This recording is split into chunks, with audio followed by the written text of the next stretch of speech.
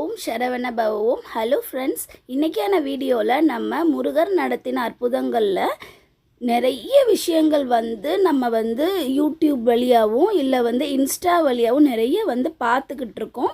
So அது போக நம்ம இப்போ விரதம் இருந்தோம்ல, ஸோ அந்த வைகாசி விசாகம் பற்றின 2வது பார்ட்டை தான் நம்ம இந்த வீடியோவில் பார்க்க போகிறோம். வாங்க வீடியோக்குள்ளே போகலாம். நம்ம சேனலில் எப்போவுமே நம்ம தீபத்தை பற்றி தான் நிறைய பார்ப்போம், அப்படி தானே?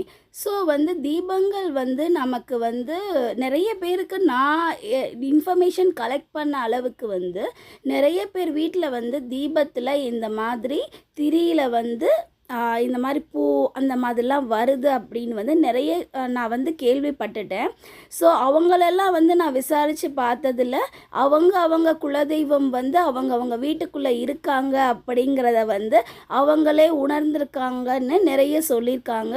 அதுவும் இல்லாமல் அவங்க கண்டிப்பாக முருக பக்தராகவும் இருந்திருக்காங்க அப்படிங்கிற விஷயத்தையும் நான் அவங்கக்கிட்ட கேட்டு தெரிஞ்சுக்கிட்டேன்.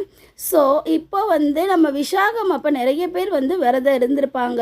சில பேருக்கு விரதம் கரெக்டாக போயிருக்கும், சில பேருக்கு விரதம் தடைப்பட்டு இருக்கும். ஆனால் கடவுள் நமக்கு இந்த விரதம் முறை இப்படி தான் பண்ணணும், இப்படி பண்ணால் தான் நான் ஏற்றுக்குவேன் அப்படிங்கிறதெல்லாம் நம்ம கடவுளுங்க கிட்ட எப்போவுமே கிடையவே கிடையாது. நம்ம ஒரு கற்பனையில் தான் நம்ம இப்படி செய்யணும், முருகருக்கு நம்ம இந்த மாதிரி செஞ்சால் அவருக்கு ரொம்ப பிடிக்கும் அப்படின்னு சொல்லிட்டு. ஸோ அது நம்ம இப்போ தடைப்பட்டுருச்சுன்னு வைங்க, அவர் நம்மளை தண்டிக்க போகிறாரா? கிடையவே கிடையாது. அவர் அந்த மாதிரி தடைப்பட்டுச்சுன்னா அந்த தடையை ஏற்படுத்துகிறவரும் அவர் தான். அந்த தடையை ஏற்படுத்தி நம்ம கிட்ட ரொம்ப க்ளோஸாக வர்றதும் நம்ம முருகர் தான். ஸோ இது நான் என்னோடய அனுபவத்தில் நான் சொல்கிறேன். ஸோ எனக்கு இந்த மாதிரி அனுபவம் தான் எனக்கும் இருக்குது. ஸோ அதனால தான் அதை உங்ககிட்ட ஷேர் பண்ணிக்கிறேன். ஸோ இது போக நம்ம நம்ம இப்போது வண்டியில் போகிறோன்னு வைங்க, நம்ம வண்டி ட்ரைவ் பண்ணுறோம், போய்கிட்டே இருக்கோம். இப்படி போய்கிட்டே இருக்கிறப்போ நம்ம மைண்டில் அவ்வளோ விஷயங்கள் நம்ம ஓடிக்கிட்டு இருக்கோம்.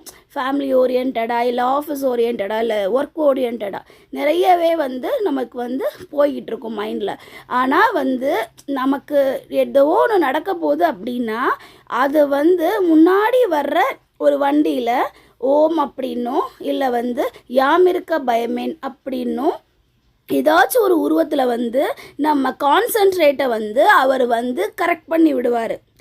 நம்ம இதுக்கு நம்ம முருகர் பக்தராக இருக்கோம் இல்லை அப்படிங்கிறத அது தடுத்து நம்மளோட கான்சன்ட்ரேட் மாற்றி விட்டு நம்மளை ஒருநிலைப்படுத்தணும் அப்படிங்கிறது தான் அவரோட குறிக்கோள் அப்படின்னே நம்ம சொல்லலாம். ஏன்னா நான் ஒரு தடவை 2 தடவை இல்லை, நிறைய தடவை நான் அனுபவப்பட்டுட்டேன். என்னோடய கான்சன்ட்ரேட் அப்படியே மாறும். அப்போ கரெக்டாக ஒரு ஓம் நம்ம கண்ணில் பட்டுட்டா நம்ம கவனம் பூரா முருகர் மேலே போயிடும். இல்லை ஒரு பெருமாள் படத்தை பார்க்குறோம், பெருமாள் படத்து மேலே போயிடும்.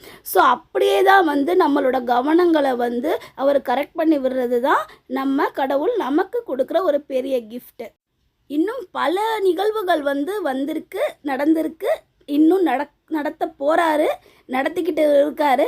ஸோ அதை பற்றி எனக்கு முருகர் என்ன சொல்கிறாரு அப்படிங்கிறத நாளைக்கான வீடியோவில் பார்ப்போம் ஃப்ரெண்ட்ஸ். ஸோ தேங்க்யூ ஃபார் வாட்சிங் மை வீடியோ.